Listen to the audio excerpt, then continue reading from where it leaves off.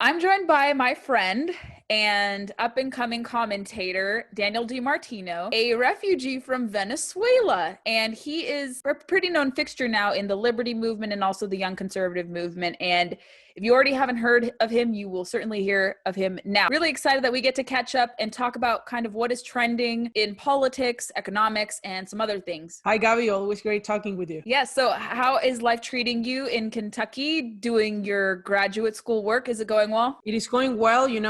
I'm afflicted like all the students across America with online learning, which is not the preference I have, but it is what we got, and I'm adapting and doing the best I can. Excellent. It seems to be the case. Anytime I try to chat with you, you're always like, I have a final, I have to do a test. So I'm always like, oh gosh, am I bothering him? I hope I'm not. But no, I understand it's probably an adjustment to have to be everything virtual or remote. I don't envy you. I liked not having things remote when I was in college and completing my schoolwork. And I can understand it's probably a lot harder now because you have probably less social interaction. You probably miss hearing from your lecturers and teachers and professors. So I understand the challenges that go with it. And I know people are concentrating on K-8 or K through high school, but people forget also, I bet it's even languishing in college too. That's right. And especially in grad school, I'm doing a Ph.D. in economics. In graduate schools, you see a lot of seminars, you see a lot of colloquiums where people cross-examine each other. You see people discussing ideas.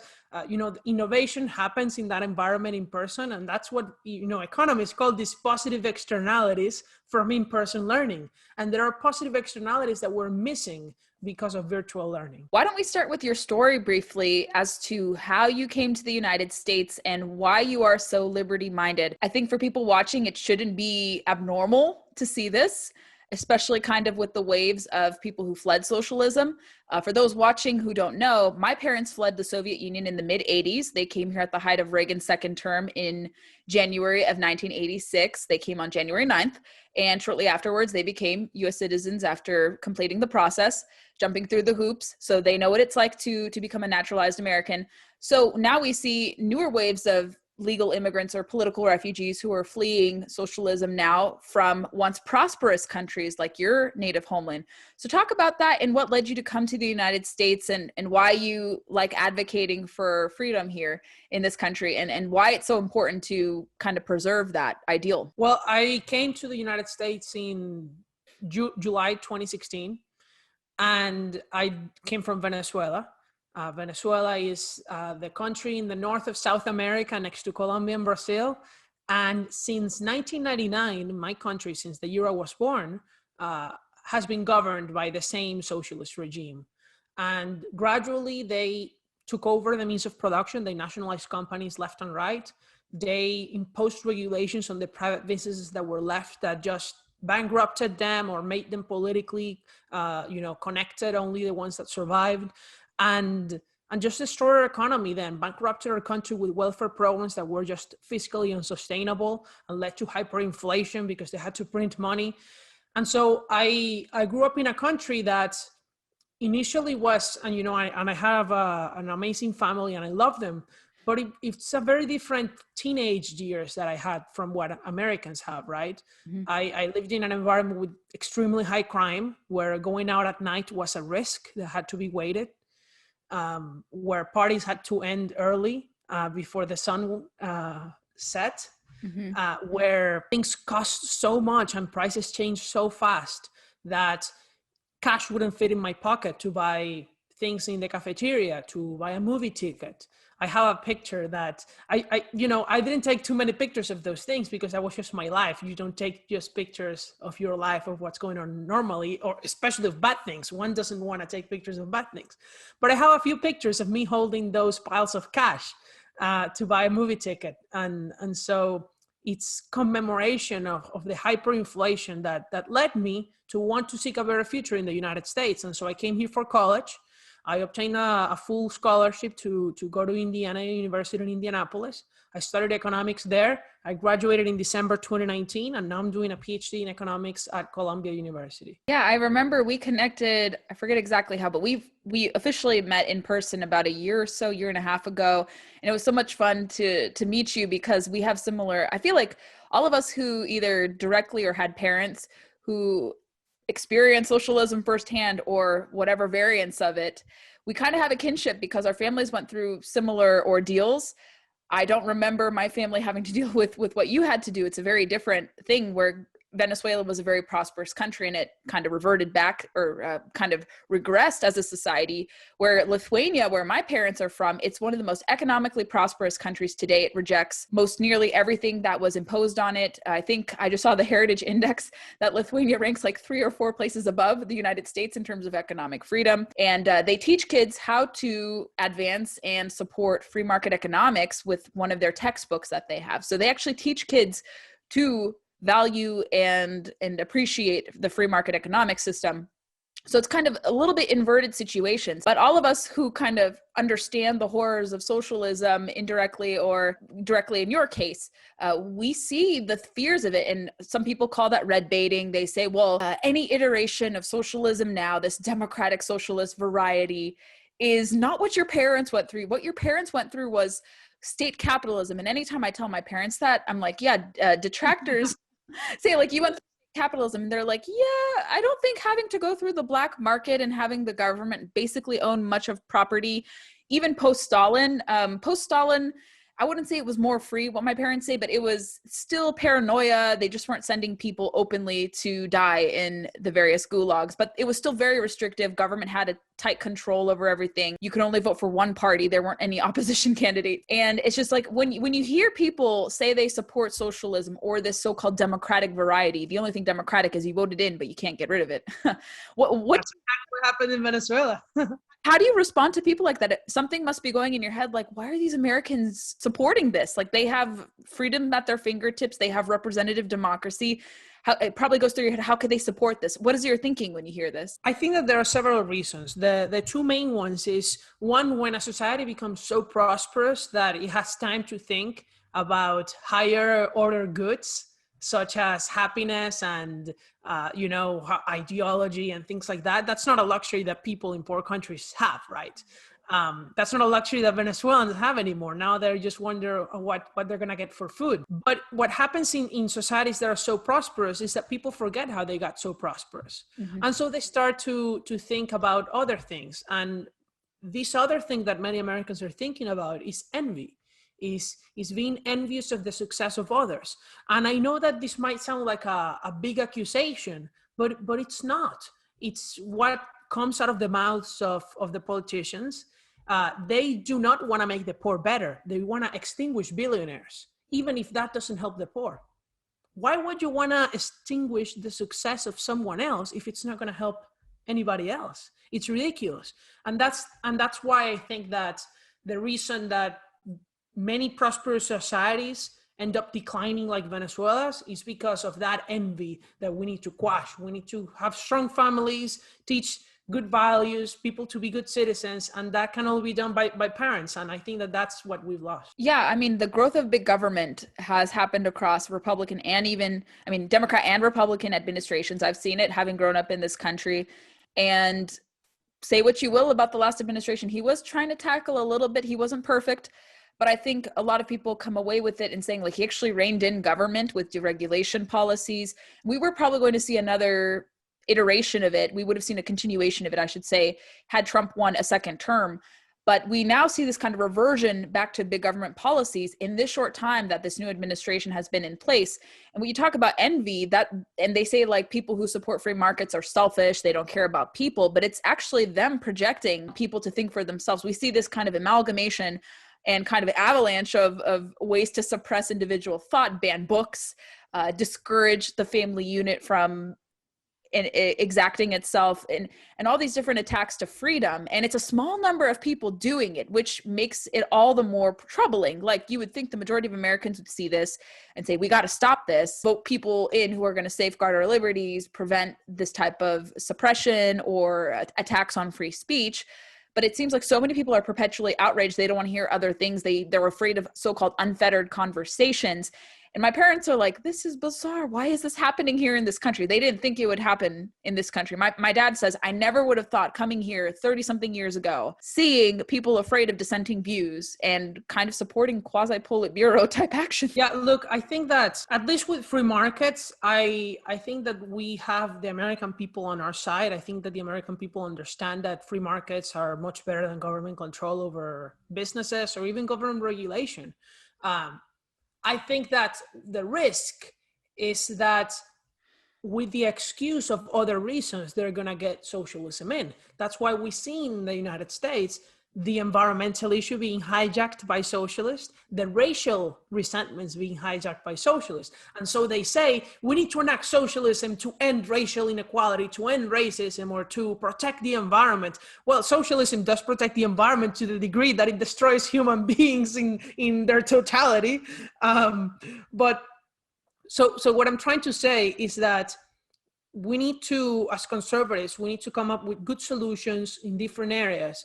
The environment, yes, even racial strife, because that's a concern that people have sincerely in their hearts, so that the socialists don't get in the way by saying, no, we need to, have the government regulate all these things about the environment, or we need to give reparations, which those aren't the solution. Right. And I think you do see some solutions now coming out from our side. I mean, you know me, I talk about conservation all the time, and not simply about the climate issue. I think we get too hung up on that, and you certainly have to care about that. But there's so many different facets. I read a book called The Blue Mind, and this guy's an environmentalist, but he said the best way to get people to care about issues is not to fearmonger, not to engage in alarmism or promise this or promise that, or some light variant of it. He said you have to personalize the issue and you have to not judge people. So I took that message away from it, and probably we differ politically, but I was like, I like this, even if I may personally disagree with, I don't know where this guy stands politically, but that really spoke to me. And I'm like, that's really how you get people to care about different issues, environment, or what have you. And I think that's why you see positions like school choice to really equalize opportunities equalize opportunities for people from less advantaged backgrounds or people who live in the inner city, especially people who are young kids who are Black, Hispanic, to get those educational opportunities and kind of break away from, let's say, these different issues or divisive actions, I would say. But we do see people on our side in the Republican Party propose solutions, but those get shot down. Unfortunately, they don't want to hear it. They say, no. Scott had an amazing police reform bill that the Democrats shut down. And I think that Republicans should make it a priority to pass those things that seem like Democratic priorities whenever we have power. Yeah, but unfortunately, they don't want to have a debate on those issues. I was talking to a few members of Congress recently who told me being in committees or presenting bills in committees is worthless now because a lot of House Democrats do not want to hear what Republicans have to say, whether it's their amendments, alternative bills. They're just trying to steamroll and pass things given the short time they likely will have until the next election, because of, I think a lot of people are, I mean, historically speaking, the out-of-party power usually makes gains in the midterms, but they see the writing on the wall, maybe that people are not abiding or really keen on what they're pushing. So they're like, we have to ram through this now. But they're even saying the committee process has been botched. And I'm like, that's crazy. But it makes sense because of what you see on social media. But I want to talk a little bit about outreach, obviously, because you are an immigrant. You came as a student. You've dealt, I think you were a little bit involved in the Hispanic outreach informally, kind of with the Trump campaign or some third-party organization that worked with that. And we see that the Republicans, despite Democrat rhetoric and messaging and ads and all this different stuff that came out saying that we aren't, let's say, viable with different people outside of, let's say, white demographics. But apparently Trump and his campaign and Republicans down ballot actually made serious gains with Hispanic voters, I think more than any previous nominee, despite him losing, of course. But it's amazing just to see that disconnect. They say like Republicans are racist, but I think the conclusion was that Hispanics were very turned off by the Latinx terminology. They were very turned off by defund the police. What is kind of your examination into it? Because you're an immigrant, you incline yourself to the Republican Party. I've seen this with other people and even native-born Hispanic voters too. What explains that? Why is there that disconnect? And why do you think that Hispanic voters are gravitating towards Republicans now? Yeah, so I volunteered. I worked with Bienvenido. Bienvenido is a Hispanic conservative organization that I highly recommend you all look up. They're great.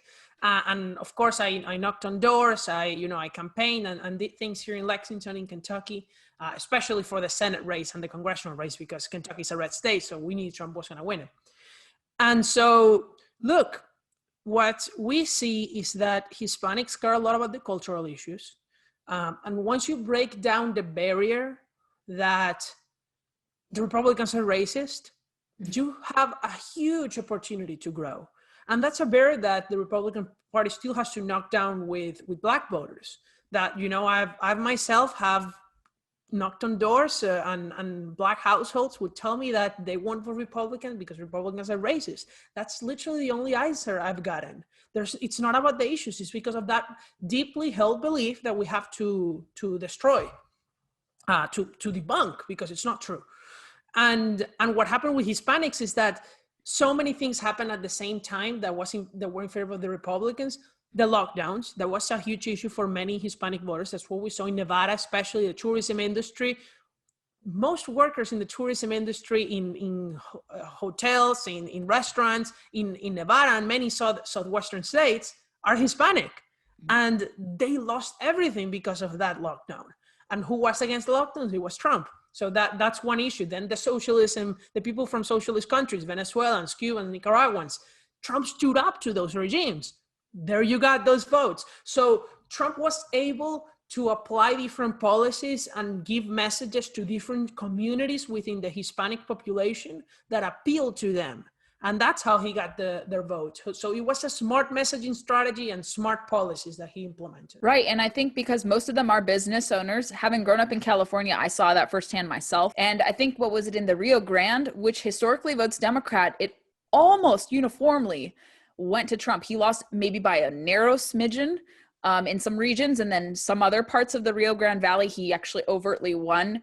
And he won different Hispanic populations all across the United States, more so, much to the chagrin of pollsters and prognosticators. And I think, what is it? Like only 3% of Hispanics identify as Latinx. So they don't like this kind of reworking of what a Latin or Hispanic identity is. So it only plays well in white circles, white Democrat, white liberal. And it's like, I've never heard anyone of Hispanic origin ever referred himself as that. I'm like, I learned that word when I came, like a year ago, already in the United States. I never learned that before. We honestly, like in Venezuela, we just call Venezuelans, right? We're just Venezuelan, and that's what people usually call themselves because from their country of origin. But in the South Texas area, in the Rio Grande Valley, the energy issue was also huge. Mm-hmm. Joe Biden, there he is. He already banned more fracking in federal lands. I mean, this person is destroying jobs. The Keystone Pipeline. This is destroying people's jobs. Of course, it's against their interest. And that's why once you break down that racial myth barrier that many voters have, they're going to vote based on their interest. And what are the interests? The Republican Party. Yeah, it certainly is taking shape like that. And I mean, certainly the left and Democrats do control media. But I think people are kind of sidestepping the media and starting to read more for themselves. And it's amazing to see, I think, in this new crop of Republicans elected to the House and somewhat in the Senate, a lot more diverse backgrounds. And I hate to talk about this because I try to view people as individuals, but I know for contextualization purposes, you kind of have to speak like this. But these people are not simply saying, because I look a certain way, I was elected. They had the ideas. And I would even argue that a lot of these more diverse candidates, they're far more to the right than some of these established members of Congress who are elected time and time again. And there's a lot to celebrate with some of the gains we had. It sucks that we don't control the White House. It kind of sucks that it's now 50-50 in the Senate. But in the House, we did make a lot of gains. Yeah, look, obviously I'm not for favoring a candidate or not based on their looks or even where they come from.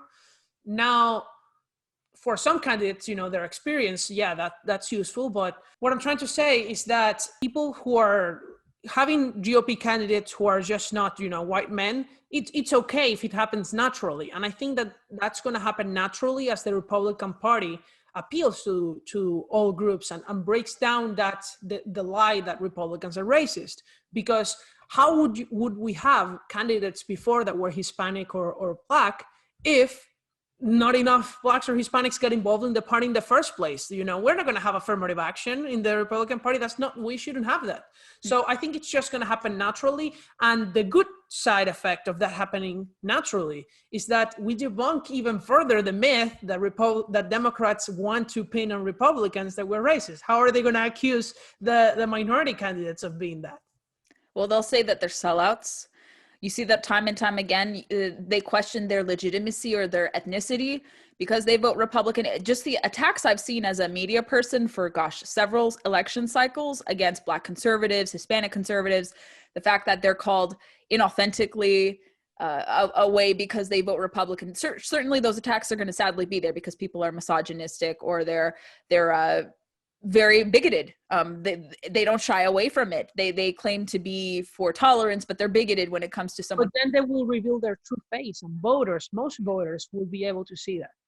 Right. Yeah, I definitely see that. I want to talk about something kind of more wider in context, and we're seeing this chatter about economic populism, and you and I have talked about this privately. And I have some concerns about it, not because I don't think we can relate to working people. I think it's very doable. I am considered a worker as a independent contractor. A worker is not by default someone who's in a union. Workers are very multifaceted, multiracial, multi-socioeconomic backgrounds. A lot of women are workers now too, doing, all these different fields. So a worker is subjective in my mind. And relating to small business owners still love free enterprise. But we see kind of this push with some people who purport to be economic populists.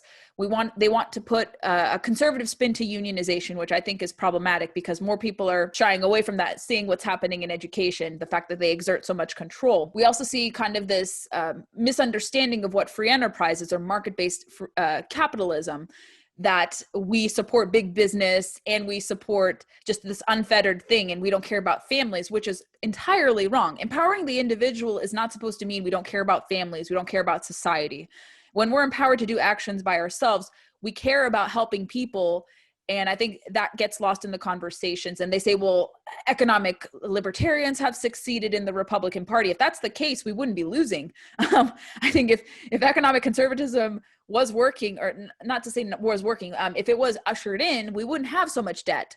So I don't know if you can say that it's the fault of the libertarians per se about all these different failures. I think it's clinging on to big business and big government, which is what free enterprise is. We reject both of those tenets. I don't like big business and I don't like big government. And I think anytime you see that kind of overlap, it's problematic. I think it's a misunderstanding of what it is.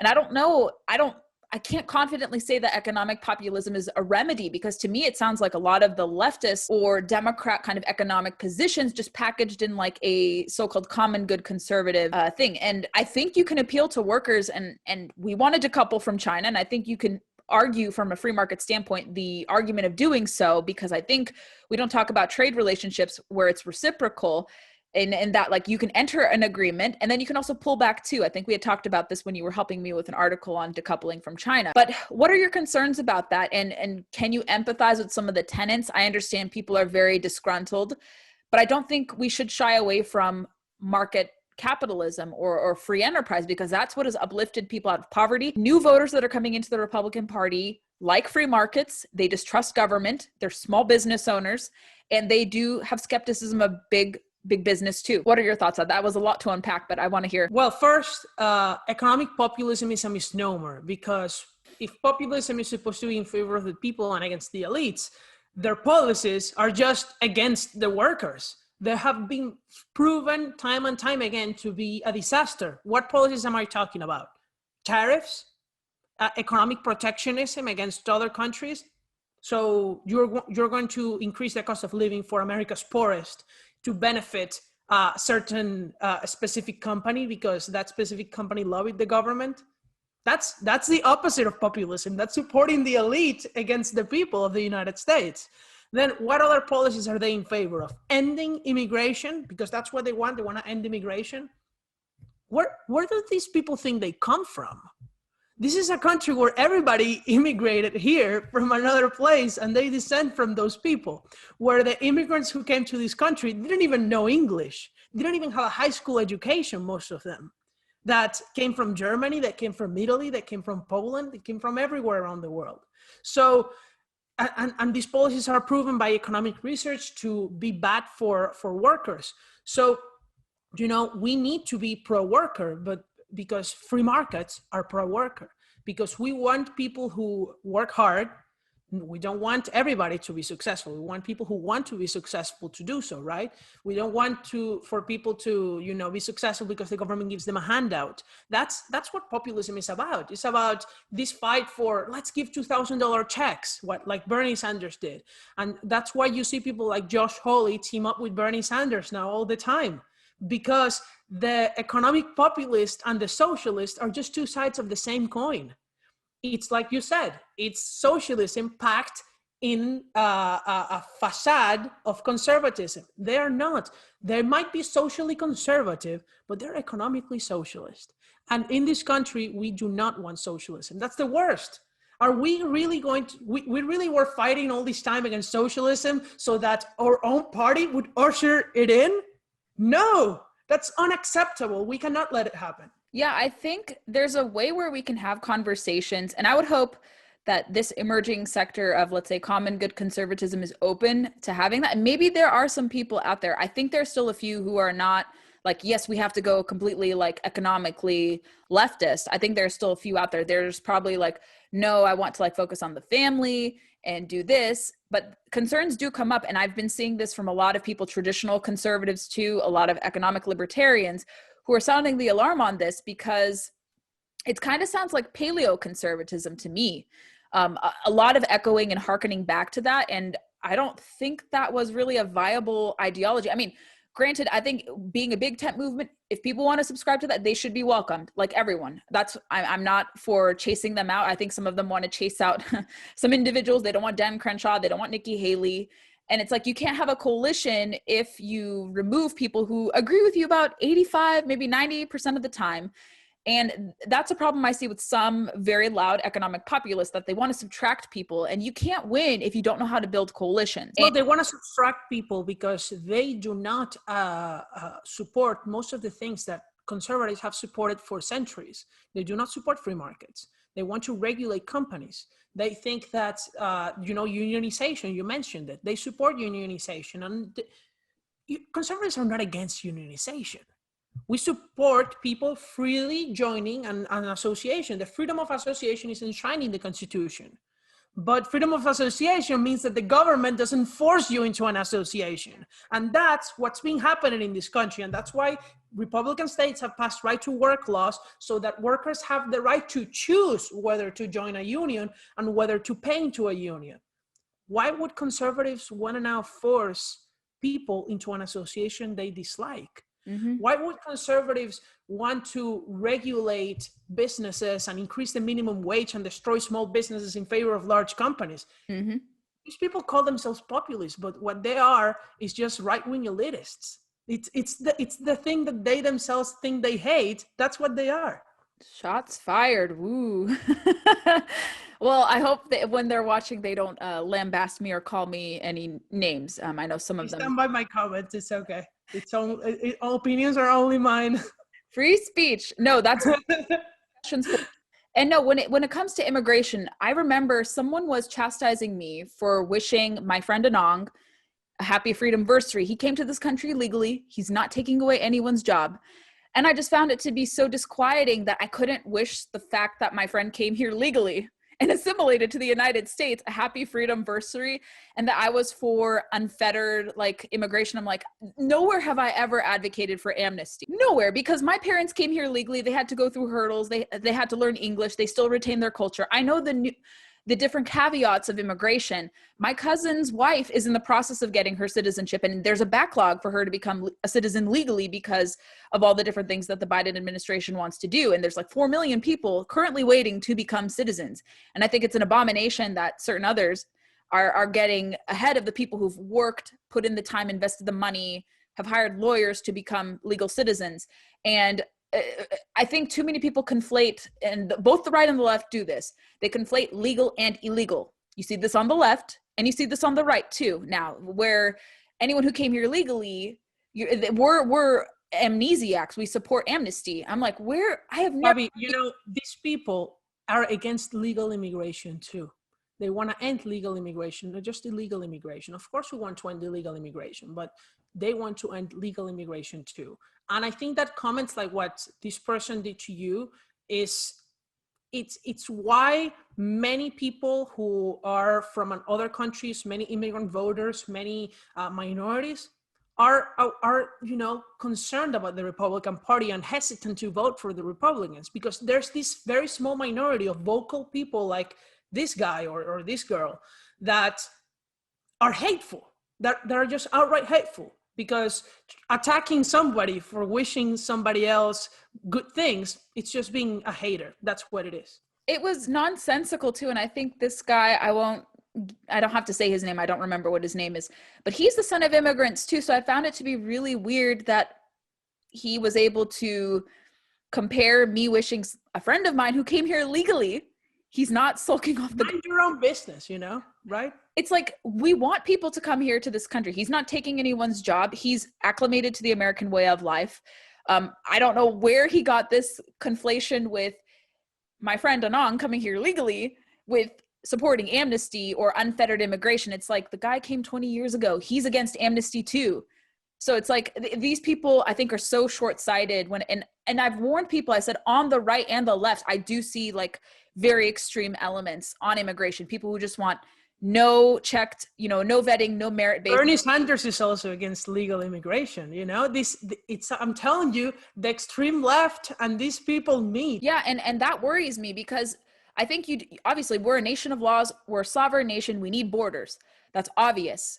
I don't really wade into some of the, you know, worker caveats, and I may have slight differences with you on certain things, but I do think if you come legally and you're contributing to this country and you have papers, I don't see any problem with it. But I don't know why this aversion to immigrants who come here legally is even happening either, because most of these people are not socialists. They love this country. They came here to become American. They still may retain their culture, but you can do that in a multifarious society. But you're through and through American, and you're contributing to the fabric of this country. So yeah, we will see kind of this overlap between economic populists and some people on the left on immigration, on economics. And yeah, I would hope that people want to have a conversation, set aside differences, and figure out ways how to actually bolster immigration to fix the excesses or fix the waste that comes with it, and make sure that the process can be streamlined if you want to come legally, that you don't have to wait years upon years to become a US citizen. I had a friend who is Chinese who came through Australia and New Zealand. It took him almost a decade to become a citizen. It was unheard of. And he took the right steps to come here. And I was like, 10 years to become a citizen? Like, it was just so preposterous. And I think that's where we can find areas of agreement and build up from there. And I would hope people don't want to just shut the conversation. I think conversations are open. It's just about being open and common sense and respectful. And I think that once people are there, you can reach an agreement with most. Mm-hmm. While I still have you, we have, I think, a few minutes left. What else do you want to plug in, or how can people connect with you? I think we're going to have more conversations like this when we're able to get together in person. I wanted to kind of profile your story more in like a storytelling format, but anything else on your mind briefly, and how can people connect with you? Yeah, well, look, people, I'm a student, a PhD student, but I also speak, go on TV, talk on radio, write op-eds, do everything I can to stop the rise of leftism in this country. And I think that we're doing so successfully. And you can find me on Twitter at Daniel DiMartino. You can find me on Instagram as well, and on Facebook, the same names, and on my website, danieldimartino.com. I'm working on a lot of things related to immigration and on how would a merit-based immigration system look like. Because conservatives, we talk a lot about what we want in immigration reform, that we oppose amnesty, but what do we support? And I feel like a lot of good people are doing good work like you on conservation. A lot of good people are doing good work on other issues, and I want to do some work on immigration so that I can put my own contribution to the movement. Right. Yeah. Because hopefully one day you will apply to become a U.S. citizen and go through the process. We would benefit from having someone like you here who values this country. I think we would happily take people from Hong Kong and Venezuela and trade the Marxists here in this country. Thank you so much. I appreciate it. Same to you. This country is the best country in the world because of the people who are in it. And that's why we have to make sure that future children continue appreciating it, and immigrants do too. Absolutely. And people can connect with you on Twitter, Facebook, Instagram. I'll put those in the comments and show notes. But we have had a fun discussion covering a different assortment of issues, and I have no doubt we'll get to talk again more. And maybe I think we're going to collaborate on a few things going forward too. I know both of our schedules have been super busy, but Daniel, I appreciate you so much talking with me about what is trending, kind of what's on your mind, and I anticipate more conversations like this. Thank you.